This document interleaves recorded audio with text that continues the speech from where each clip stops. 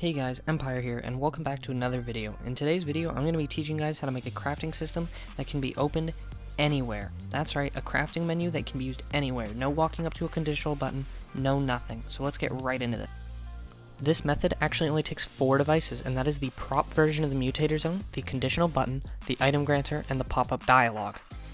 Okay, so let's actually get into the steps now. Now, step 1 is to use the mutator zone, and you're going to notice I fully resized this here. The reason I'm doing this is because a fully resized mutator zone with these settings will actually cover an entire XL island. So, you're going to want to allow weapon fire and building if you'd like. Those options are yours to choose, but you need the width, depth, and height at 100. You also need to go to find the setting that is on player starts emoting and set that to channel 1. Once we've completed those settings on the mutator zone, we're going to need the pop-up dialog. Just with the way these videos record, the pop-up dialog sections are going to have to be shown after I've programmed them. The modified options we're going to want for this device is a heading, and then a prompt asking the player if they'd like to craft. Their options should be yes and no, and these options should show when receiving from channel 1. That's the channel where they emote. We want it to hide on channel 3, so if the player says no, it'll go away, and responding with button 1, it should transmit on channel 2. That's when they say yes. We're then going to want to copy this dialog device and start again with a second prompt. Because we can only have 2 options up at a time on the pop-up dialog, we do need to have categories and subcategories dividing it. In this option, I've decided to go with a long and close range weapons sections. So our button 1 is going to be close, our button 2 is going to be long. This is going to show if we hit yes for we'd like to craft, and responding with button 1 will use another channel, so I've chosen 4, and 2 would do 5. We now want to have a third prompt, and this one will show up when we've chosen a close range weapons, which we have as button 4. Now, you need to have 2 options for the guns they'd like to craft, but in this case, I've picked the pump and the rapid fire SMG. You can do whatever. You also need new channels for button responses, which I've chosen as 8 and 9. We then need to repeat the exact same process we did with the close range weapons as with the long. So I've chosen 2 options for our long range weapons, this being the burst assault rifle and the bolt action sniper. This will show when receiving from channel 5, as that was the option we had previously, and we need once again 2 new channels. I've chosen 6 and 7 for this option. We now need to program the conditional button, which is how we set up what the player needs to complete a recipe.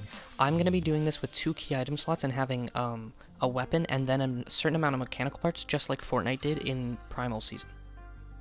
We now need to program the channels for the button. I'm going to be using activate when receiving from channel 6, as in this example we're crafting the burst AR, and that's what our burst AR option in our pop-up dialog was hooked up to. We also need to pick a new channel to transmit to an item granter.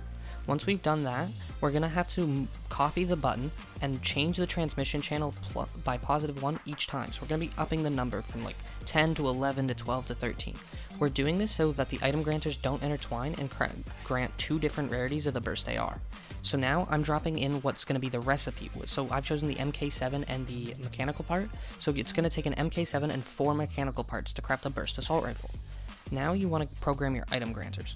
With the item granters, we need to change the settings to keep all. We don't want the player's inventory getting cleared when they craft. We also need to make sure that the item keep granting, so we have to make the cycle behavior on wrap. We also have to program the channel, which was channel 10 as I mentioned before, but now we also need to up it each time as we did with the conditional buttons to make sure that each conditional button is granting a different rarity of the burst assault rifle. Once we've done that, we can just drop our final products in, so this is the different rarities of the burst AR, and that's the last step. As you can see, when I emote, it opens the crafting menu. I only have the mechanical parts in my inventory, so when I try to craft, nothing happens. But once I grab this MK7 and I have all the requirements met, I can actually craft a burst AR. In the background, you'll see me crafting each rarity just to show how it works. Now, for the sake of time, we won't be showing how to make any other recipes, but it's as simple as just repeating the conditional button and item granter steps and putting in new items to make your other recipes. It's really simple, and I'm pretty sure you'll all be able to do it, and if you need help, just ask in the comments. Thank you guys for watching the video. If this system helps you, please like and subscribe, and feel free to join the Discord server that's linked in the description. I just started that, and I'd love to see some of you there.